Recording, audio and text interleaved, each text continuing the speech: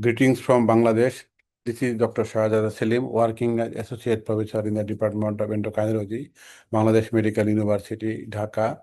I am grateful to the organizer to allow me to speak on metabolic dysfunction associated steatotic liver disease and overview. I'd like to cover my area of discussion on the background and definition of the topic, understanding and pathophysiology of the and recognizing the diagnostic criteria and classification, discuss the progression from MSLD to MASH and other consequences, exploring current management strategies for diabetic patients with fatty liver disease, and review emerging therapies and research directions. Definition has been shifted from previous non-alcoholic fatty liver disease to metabolic associated steatotic liver disease, and it is now recognized by American Diabetes Association. This condition is now referred to as part of the metabolic dysfunction associated with diabetes and other insulin-resistant conditions, and also high cholesterol or dyslipidemia, and people are not taking enough alcohol daily. So we can understand that insulin resistance play the pivotal role in the development of MASLD. Now, the current nomenclature, according to the position statement of American Diabetes Association published in 2024, MASLD, this is the steatosis with more than one cardiometabolic risk factors, pre-diabetes or diabetes, overweight or obesity, dyslipidemia, and hypertension. MET-ALD, this is metabolic associated fatty liver disease in increased alcoholic intake, and MASLD in the setting of increased alcohol consumption between 20 to 30 gram per day in women and 30 to 60 gram per day in men. Alcohol-associated liver disease, this is associated in the setting of sustained increased alcohol consumption more than 50 gram per day in women or more than 60 gram in men.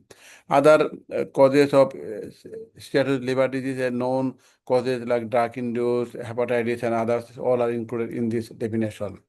Now, if we look for the spectrum of MASLD, it starts from the healthy liver, and whenever the total fatty deposition in adipose hepatocyte between the 15 to 30%, then the fatty liver disease ensued. Now this can be reversible, and when more 12 to 40% fatty deposition occurs, then the MASH occurs, and it is reversible, and then more 15 to 25% fatty deposition will cause cirrhosis, and ultimately the patient may proceed to liver cancer or hepatic carcinoma, and this condition is clearly not reversible.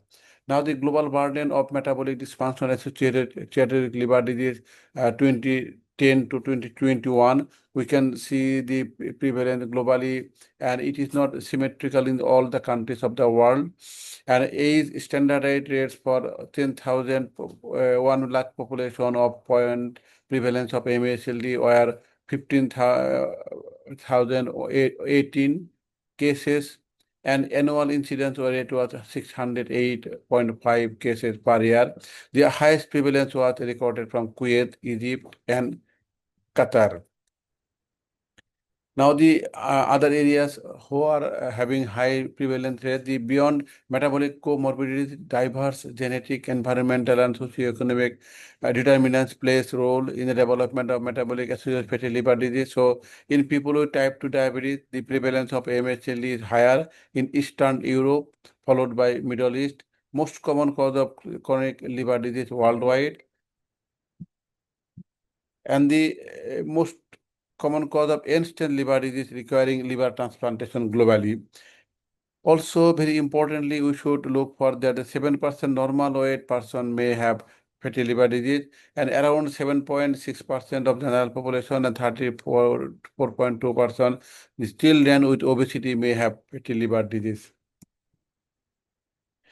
Now, the projection of the number of and incidence of metabolic associated fatty liver disease by gender from 2022 to 2045, it is projected that by 2045 the number will be very high, both in male and female, and the rate will be again not similar in the every countries, but the country the affected with the more with diabetes and other metabolic disorder, they will have the more number of patients with MASLD.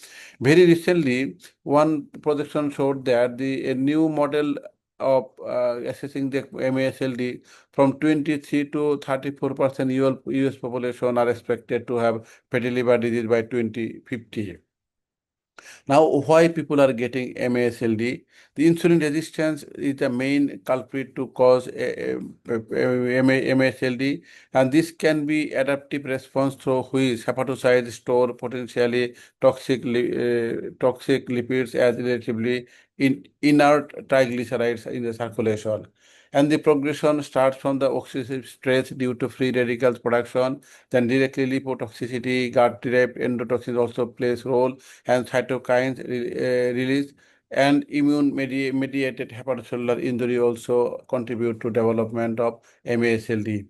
And cellular damage triggers cell death, inflammation, which leads to stellate cell activation and the development of hepatic injury, and then culminates the cirrhosis in the liver. Now, why this is important, how we can evaluate now to proceed to the next section, clinical assessment. The vigorous history should be taken because many of the patients will come with other conditions and they are generally, clear-cut symptoms or signs of MASLD. But the presence of obesity, especially morbid obesity, type 2 diabetes mellitus, the other metabolic syndrome components, and history of obstructive sleep apnea and features of insulin resistance should be looked for. And if the patient is coming with the abnormal AST or ALT, they also should be screened for MASLD. Now, the detailed history of alcohol consumption should be taken. It is not the problem of many of the countries, but even then, people should be asked about the habits of alcoholism. Then we should go for physical examination, starting from height, weight, BMI, weight circumference, and the now proceed to testing for those one. The A5 score, very simple one, can yield with the category of staging of MASLD, and this is calculated from AST, ALT, platelet, and incorporating the age of the patient, and very easy calculation. We can use online platform for this one. If the score is more than 1.3, and additional risk factor is needed for to classify this patient. But if it is more than 4, this index is in favor of fibrosis.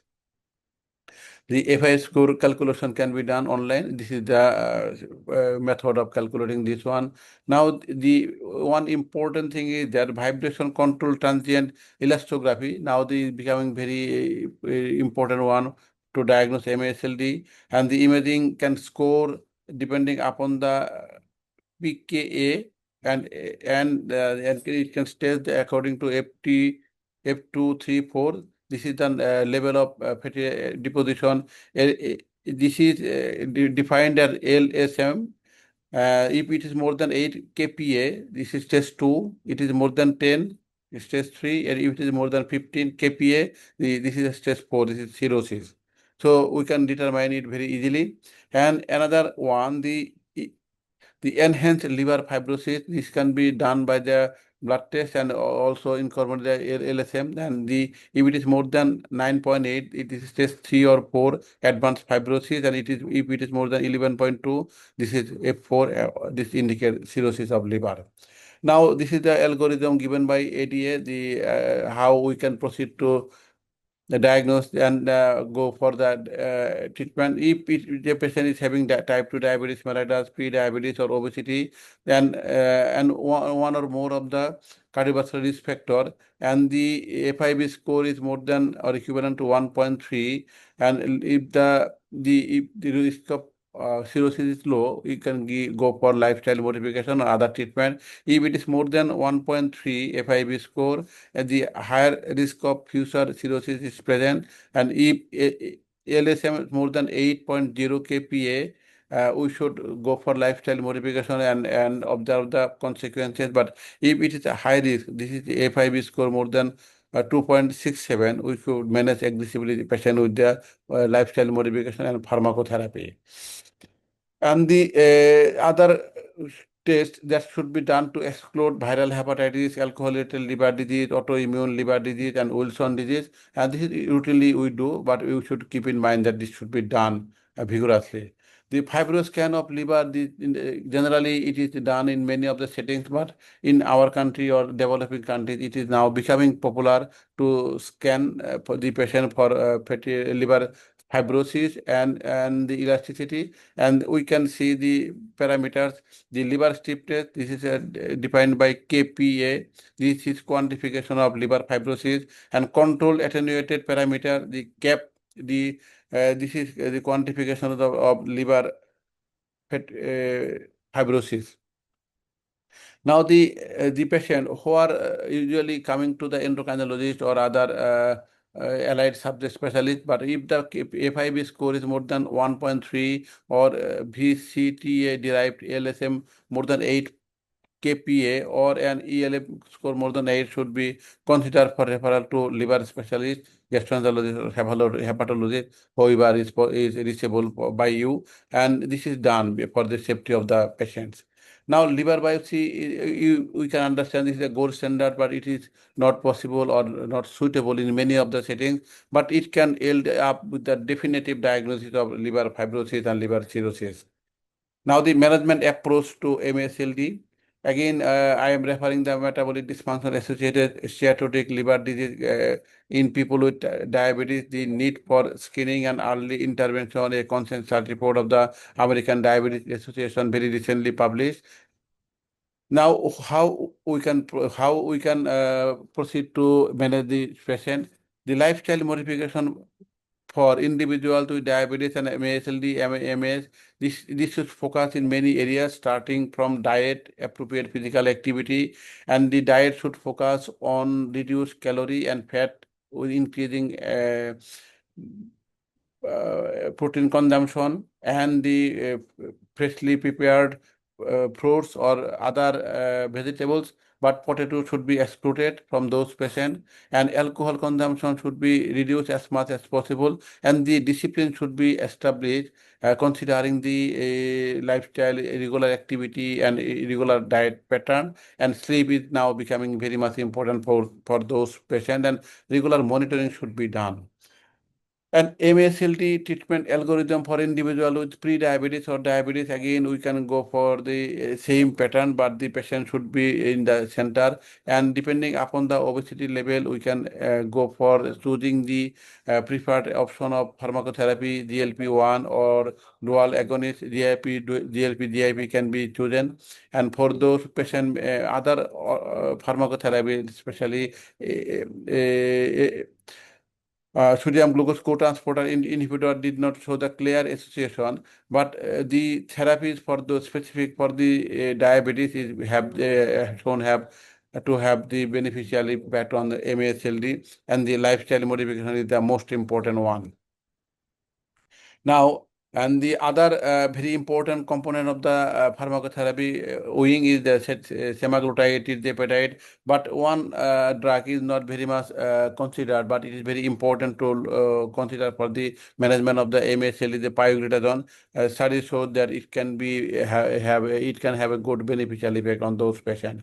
The SGLT2 inhibitor, metformin, is not very much did not show the clear association to reduce the fibrosis or a good outcome. DPP inhibitors also, insulin and sulfonylureas, usually we are using for diabetes management, but it is not good for MSLD. Saroglitazar is being introduced from India, and now it is used in Bangladesh. But we are finding that this is very important to look for, because the liver fibrosis or reduction of the A5 score is very much prominent in those patients who are getting saroglitazar in.